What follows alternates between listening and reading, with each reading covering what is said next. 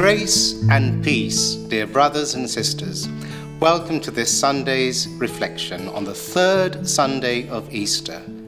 Again, we find ourselves facing the disciples who have doubts and fears in their hearts.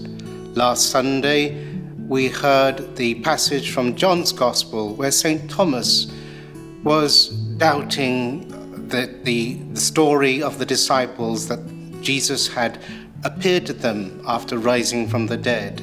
And this week also we hear Luke's version of the same scene. This time Jesus comes in their midst and he shows them his hands and his side. He says, "This is my flesh," and they touch him. Then he asks them, "Look, have you anything to eat?"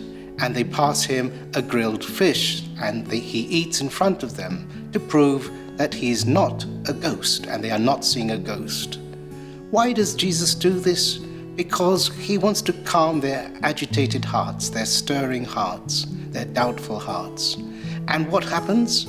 He then answers their questions the way that will answer, hopefully, our questions too. And that is, Jesus directs them to the scriptures. He opened their minds to understand the scriptures by going back, as he did with the two disciples along the road to Emmaus, to describe all the events concerning him in the Old Testament, the laws, the prophets, and all the passages that were about himself in Moses as well.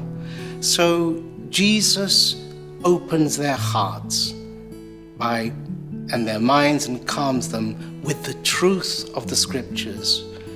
This is how we too will be calmed of our fears and our doubts when we embrace the scriptures with faith.